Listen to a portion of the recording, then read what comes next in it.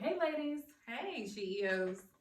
It's Chris and Tam. It's been a minute. I know, right? Yeah. We haven't done one of these in a while. I know. Kind of getting back to the roots. Yeah, so you guys know we've been doing our podcast, which we are having a ball with. And we've got a new series coming up too, Tamara. So we're going to be doing this series of women and talking about how they got to where they are today. Yeah. What are some of the trials that they went through? Because sometimes as women, we paint a really pretty picture and we're like, oh, we got it all together, you know, just strap your bootstraps up and get it done. But really, honestly, No. it doesn't always happen that way, okay? Yeah. It's a good way for you guys to just hear their journeys. Hopefully they resonate with you. We can't wait to do it. It's going to be so fun. It's going to be dope. So you guys make sure you tune in. It's CEO The Boardroom. And we're on all major platforms for podcasts. So make sure you're tuning in. Yeah.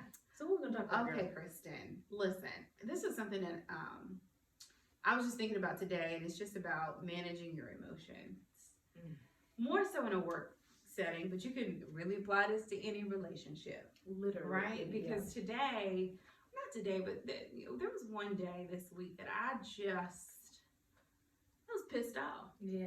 Yeah. Ready to set it off. Ready to set it off going into a meeting, and it just got me thinking about, man, as women, I think that we tend to get painted by being super emotional, right? And I think a lot of us try to fight really hard, not just show up that way at work, right? Because that's the expected thing. But I think that we put ourselves in a place where we can not show any emotion, or maybe you're not authentic because you don't come across authentic, right? Got it. This is so off the wall, but it makes me think about how sometimes in life we're so busy trying not to be what the stigma says we are, whether it be you being African American, Caucasian, or whatever it is, these stigmas that are even on us as a race. And then also, like we said, just being a female, like then what happens is I come across not authentic because I'm trying to be something so different than what I think people are gonna think I am. Yeah. And I love that part about just being authentic and figuring out a way to maybe not show up cussing people out.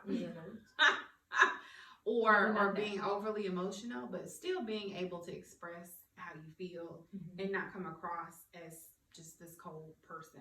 Right. You know? Yeah, and so here's the trouble. So if we think about work and in relationships all the way across the board, from an emotional standpoint, typically males are not emotional. Let me take that back. They are emotional. They are. But they don't show them the way we do. They show up completely different. Completely. So if we're operating from an emotional place and men are operating from more of a logical place, then typically what happens is if the man is showing up logical, then we shut down because we're like, oh my God, here we go again. If we show up emotional, this logical man is pretty much going to shut down because he doesn't want to deal with those emotions and we don't want to deal with the logic.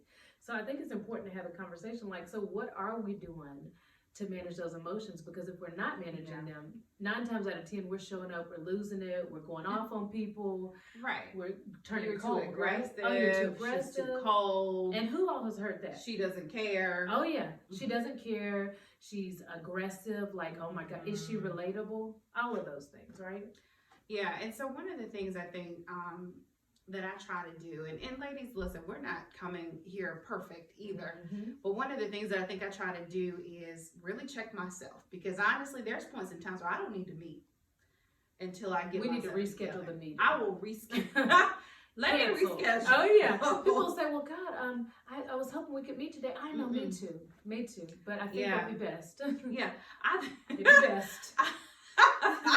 For your own good. For everybody's own good and everybody's peace and sanity. And if you guys still want to like me as a person, let's wait and meet another day, right? Yeah, so I mean, I think that's actually a good point, kind of good segue, is to really just do that self-check first. And sometimes if you feel like you are too emotional or too passionate or too whatever, you may just need to reschedule. Another thing that I actually do before I go into the meeting is, what are the key outcomes that I'm trying to get at? Because sometimes I get lost in my passionate points. I gotta make sure that they understand this. But it's not the key thing I need to communicate sometimes. Or I can go down a rabbit hole so easily. Oh God. I know. I'm with you, yeah. So like, what is it that I need to get across? And then sometimes I actually just write down like little bullet points. I need to say this, I need to get this and this. Now I'm not a scripted person. I'm going with the script. But I do have to come up with like, what do I need to get across? But I like that you said you're not a scripted person. No. But when it comes to managing our emotions, or Mhm. managing our emotions, we really have to try new things. And so, like, sometimes we're so, like, yeah, I can go off the cuff. And I know me. Tamara and I both are, like, off the cuff, and I can just do whatever. I flow freely. But in certain situations, that's when we have to really show up differently. So I thought it was a good point for sure. Now, what about... Go ahead. What about those emotions that come from our menstrual cycle every month? Because see, you can take 10 deep breaths, you can come up with your bullet points and come in, think about it. But when you're on your menstrual cycle, and ladies, I know we all can relate to this, okay? Yeah. It really is no rationalizing sometimes. Well, I think that shows up too, like when you're pregnant. Oh. I don't know if anybody's worked while they were pregnant before. Oh. Because for me, like, the menstrual cycle never was a big deal, but I remember working pregnant feeling like, take your throat. I will chop your throat right now. I'm coming across this table. Tamara just said something I thought was really cool. She said the menstrual cycle never really was a big issue. Now, I will tell you, for me, it would honestly, like, all jokes aside, like, I wouldn't even know what was taking over my body. Like, I would be stressed and frustrated. And then I would go use the restroom and I would say, oh, okay. That might be a little graphic, but I know that everybody can relate to that. So it's like, oh, okay. So that might have been why I just bit that whole head and neck off of that person. Okay. And then, like you said, I mean, like, we can gear up and prepare ourselves for a lot of things, but in those situations, as females, I really think we have to coach ourselves too. We have to really, really do some serious prayer and just, like, really thought around, like, okay, I know that I feel this way right now. And we were going to talk about that a little bit earlier. It's like really dissecting what I feel. If you know that there's something else that's driving an emotion in you, then get right with that. Sit down and talk about it. Sit down and talk about it. So, Kristen, what do you do when you're in the meeting? You've done all that stuff. You get in that meeting, but it just, you can feel it coming up. You feel it welling up, like it's happening. Yep. What do you For do? me, in those situations, guys, like, I'm gonna be honest with you, I do get quiet because I think sometimes what I'm learning and what I have learned in my past is that, you know, choose your battles. Because I could be extremely passionate about something, frustrated. I remember sitting in a meeting one time with our CEO and our senior vice president, and I'm telling you, I was fully convicted about something we were talking about. I just thought it was the worst thing for our organization to do. And I just remember, like, I've got to say this. Like, I got to tell them how I feel. This is not right. And I just remember taking a deep breath and saying, like, Kristen, at the end of the day, is this the right forum to do that?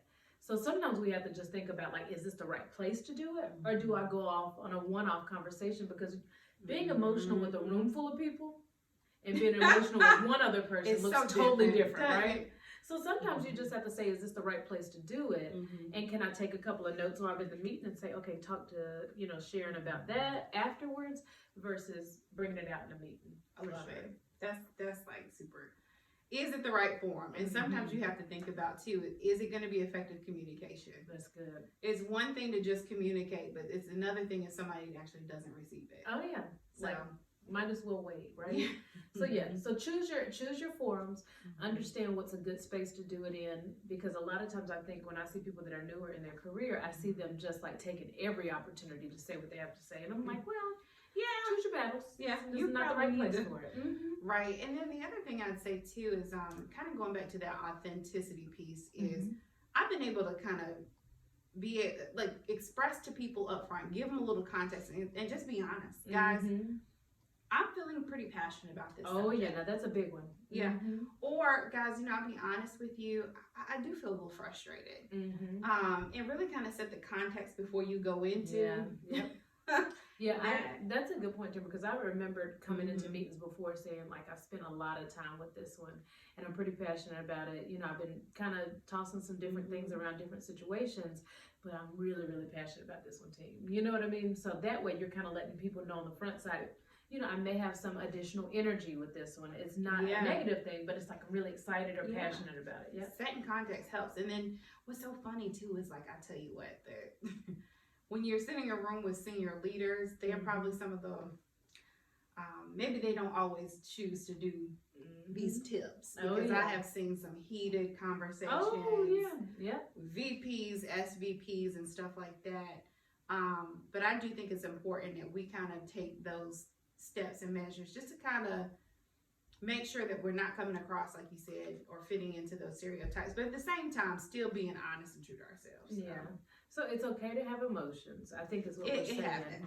I do think that there's a level of emotion that we do show in different settings. So at home versus at work, and really being able to understand like what those settings are, what they look like, and they're very different. So if you're showing up emotional in the same way in both of those spaces, you're probably doing You're probably a little not too much. doing. Yeah, you're probably not going to work very Doing well. a little too well. Yeah, probably doing a little too much. But you know, just keep in mind, men tend to be a little bit more logical. So sometimes females we have to jump onto the logical side with them, and then sometimes we have to bring them on the emotional side with us too.